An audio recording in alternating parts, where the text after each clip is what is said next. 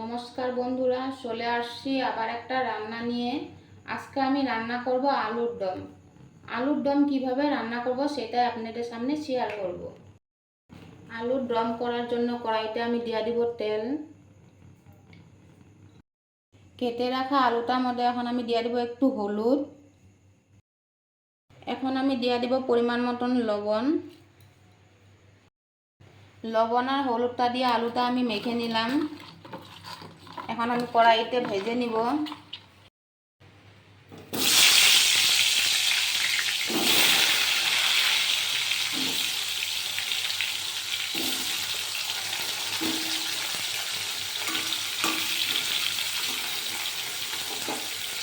আলুটা ভাজা হয়ে গেছে, এখন আমি নামিয়ে নিব।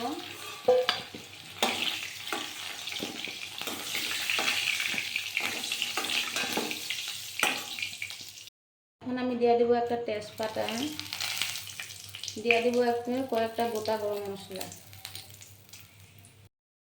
দিয়ে দেবো এখন একটু গোটা জিরা, এখন দিয়ে দেবো একটু টমেটো পেস্ট,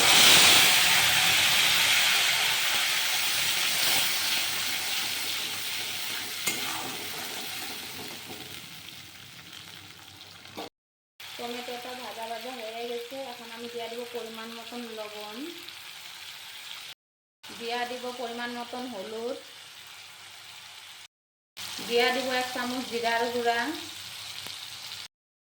দিয়ে দিব 1/2 চামচ ধনের গুঁড়া, দিয়ে দিব পরিমাণ মতন লঙ্কার গুঁড়া, দিয়ে দিব ভেজে রাখা আলুটা,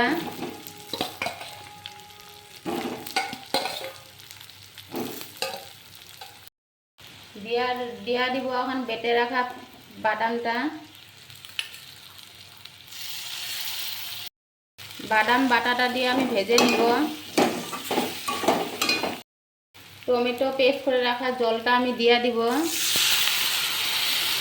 জলটা দিয়ে দিলাম, আমি এখন ঢেকে দিব একটু সিদ্ধ হওয়ার জন্য। ঢেকে রাখা আলুটা সিদ্ধ হয়ে গেছে, এখন আমি দিয়ে দিব অল্প জল।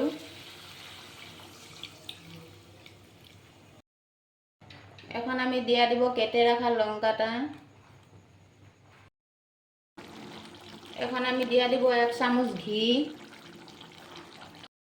এখন আমি দিয়ে দিব গরম মশলা দিয়ে এখন আমি নামিয়ে দিব। এই যে রেডি আপনাদের সামনে আলুর দম। ভালো লাগলে লাইক কমেন্ট শেয়ার করবেন। চলে আসবো আবার একটা নতুন রান্না নিয়ে।